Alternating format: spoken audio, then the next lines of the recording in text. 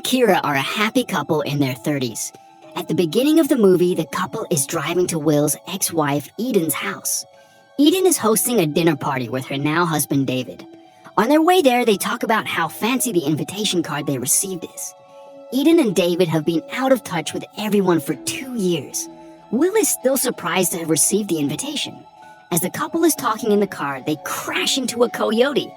Will gets out to see the animal bloodied but still alive. He kills it with a tire iron and hides the body. They finally reach the house. Kira is surprised to see the luxurious home Will used to live in. She asks him about it, to which Will says that it has always belonged to Eden. They go inside to see a bunch of their friends seated in the living area. There is Tommy, alongside his boyfriend Miguel, Ben, Claire, and Gina. Gina's boyfriend Choi is running late. As they greet each other, Eden comes down from upstairs. She hugs Will and removes a drop of the coyote's blood off his face with her spit. David is in the room too. They greet Kira and offer the guests drinks. David offers them an exclusive wine that costs $8 million a bottle. Will kindly declines, but the rest of them drink it.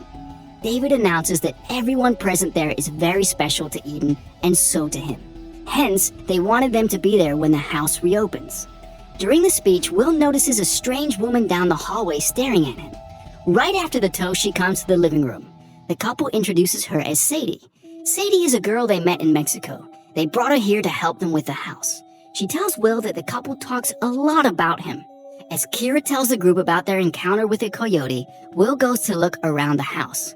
He goes to the kitchen to drink some water when he has a flashback of Eden trying to kill herself. Just then, she arrives and startles him. He drops the glass in shock. Eden then asks him to help her get the drinks. As they do that, they talk about her trip to Mexico. Will asks her if it is hard to be in the house again, but Eden says she is free and the happiest she has ever been. Ben comes in too. According to Eden, pain is optional. She has overcome those emotions and wants Will to do so too. Ben, on the other hand, jokes about the topic. Suddenly, Eden slaps him. Will is stunned to see this side of Eden.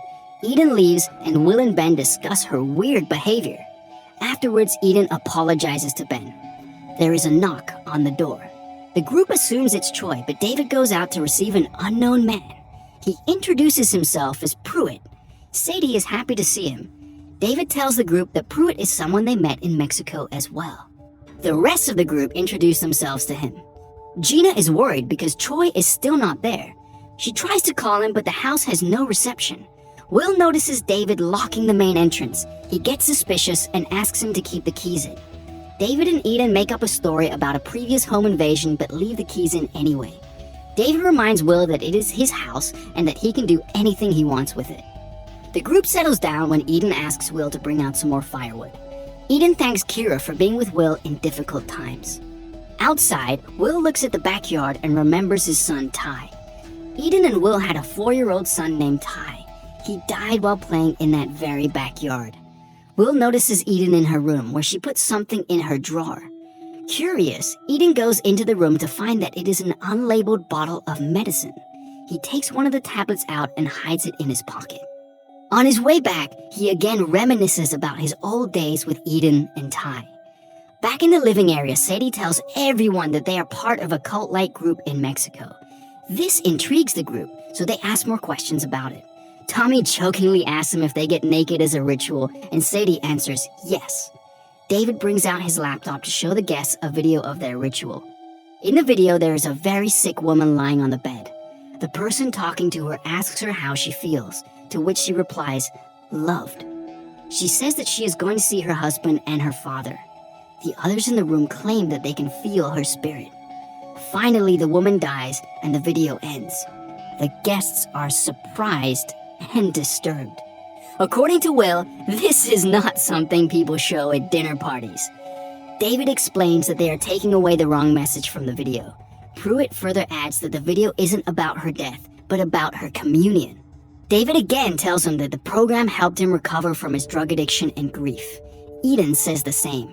The fact that Eden has forgotten all about Ty angers Will, so he lashes out at her. Miguel calms him down and takes him to the other room. Will shows him the pill he took from the drawer earlier. Miguel tells him that it might be phenobarbital, which is a common tablet. Tommy calls him out to join the rest of the group. David offers them a glass of wine before going upstairs.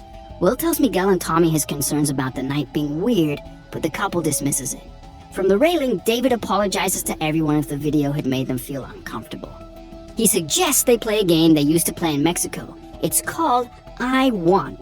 They take turns and tell everyone what they want. Sadie goes first. She tells everyone that she loves them, even though they met only a few hours ago. She kisses Gina after. Everyone cheers for them. Gina goes next. She remembers David talking about being addicted to drugs once and jokingly asks for his stash of drugs, but David hands it to her. Next is Pruitt. He begins to tell them the story about his wife's death and how he accidentally killed her. Everyone is shocked to hear this.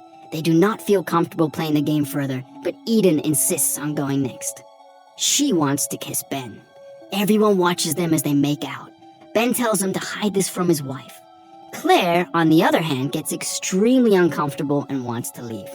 David tries to convince her to stay, but Will tells him to back off. Claire then leaves. The hosts go outside to see her off, along with Pruitt, who moves his car to let her leave. Will watches them through the glass window and sees Pruitt going out to stop Claire's car. David takes Will to a room to talk privately. He confronts Will about his behavior. He claims Will is suspicious of their hospitality. Will apologizes and tells him that he wasn't prepared to be in the house yet. Pruitt comes inside and tells him that he apologized to Claire if his story scared her. The group then goes upstairs for dinner. As they are chatting and enjoying the food, Will gets hypersensitive to his environment. He cannot get the memories of his son out of his mind. He calls out for Kira, but she doesn't listen. Suddenly, all of it stops. After dinner, Will goes down the hallway to the restroom, where he sees Sadie making faces in the mirror. She notices him watching and stops. He then goes by the pool where he is joined by Sadie again. She talks to him for a while before suddenly asking him to have sex with her. Will refuses and asks her to go inside, but Sadie keeps on trying to persuade him. She finally leaves him alone. After that, he moves to the house's balcony and stands there enjoying the scenery. Tommy joins him there. Will tells him again that something is awfully wrong with this situation. Tommy dismisses his concerns, telling him that they are all trying to figure out how to act after being out of touch for 2 years. He tells Will he has to stop thinking too much about it. Lastly, he hugs him and goes inside. Will is about to join him when his phone suddenly gets a signal. He gets a voice message from Choi. In the message, Choi tells him that he is at Eden's but has forgotten to bring the dessert. He asks Will to get one on his way there. This freaks Will out. He realizes that Choi was here earlier, but Eden and David must have done something to him. He goes back to the dining table and suddenly the lights go out. David and Eden arrive with a cake. It is for Miguel because his birthday is in a week. He blows the candles out and the lights come back. Just then, Will loses his cool and asks Eden where Choi is. He tells him about the voice memo and how he was here earlier than everyone else. The group tries to calm him down. David and Eden claim that Choi was never at the house. Will bangs on the table and calls their group a cult. Kira tells everyone that she and Will are leaving, but Will refuses to leave until they tell the truth. The dinner is getting chaotic when someone rings the doorbell. David goes down to see that Choi is finally here. He was right in front of the house earlier when his work called him because of an emergency. Seeing him arrive, Will finally calms down. Everyone is quiet. Will cries and apologizes to everyone. David and Eden forgive him and tell him that he is part of their family. Will then excuses himself and goes to the restroom to calm down. As he washes his face, it reminds him of Ty again. He goes back to the balcony and sits alone. Kira joins him and talks to him about Ty. Will has not been able to get over his son's death. He tells Kira that she cannot help him in this case. He goes back to everyone else and asks to see Ty's room again. He goes in there to see Ty's toys scattered all around. Will imagines Ty sleeping in his bed and lays down next to him. After some time, he sits down in a corner and cries in the memory of his child. From there, he sees David out in the backyard. He lights a red lantern. Will goes spying around the house again and this time finds David's laptop. There is a video of a person saying that tonight is the night their faith comes to life. The message is very vague, but Will now knows for sure that something is extremely wrong. Pruitt comes to get him, and both of them go back to the dining table for the last glass of wine. David makes a toast. Gina has a sip of her drink, but before anyone else can, Will throws his glass and stops everyone from drinking. Sadie accuses Will of ruining everything and attacks him. Will pushes her off him. She bangs her head on a piece of furniture and passes out. Everyone runs to help Sadie while Will is still in shock. Then all of a sudden, Gina passes out at the dining table and dies. They cannot call 911 because the house has no signal and all of the doors are locked too. All of a sudden, David comes out with a gun and shoots Miguel. The rest of them are shocked. Pruitt takes the gun from David while the others run downstairs. Tommy attacks David for killing his boyfriend, but Sadie attacks him with a knife instead. Ben, Kira, and Will run downstairs. Ben separates from the duo.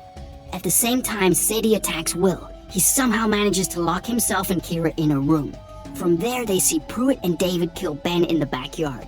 Since all of the doors are locked, the couple has no idea how to get out of the situation. Will remembers a door upstairs through which they can sneak out. They slowly go up and hear David and Eden talking. Eden cries and tells David that this wasn't supposed to happen. Eden, David, Sadie, and Pruitt are part of a cult that organized a mass human sacrifice. The last glass of wine was poisoned to kill everyone. As David is reassuring her, Will and Kira go to the room to see that the door has been removed when the house was renovated. At the same time, Pruitt comes in and attacks them. He chokes Will, but Kira hits him on the head with a wine bottle. As he falls, she hits him several times, eventually killing him. They rush out again and see Eden in the dining room. She is pointing a gun at them. She shoots Will in his shoulder before any of them can speak. She looks at injured Will and apologizes before shooting herself in the stomach. David calls Eden from downstairs. He doesn't know that Tommy is hiding on top of the stairs. As David moves up with a knife, Tommy attacks him. He overpowers David and stabs him several times to eventually kill him. Finally, Will and Kira bring an injured Eden out to the backyard and say goodbye to her. The house is then surrounded by police helicopters. The movie ends as Will notices several red lanterns, like the ones David had lit, in every house down the hill. It is as though everyone in the neighborhood was a part of the cult and was involved in the plan to sacrifice them that night.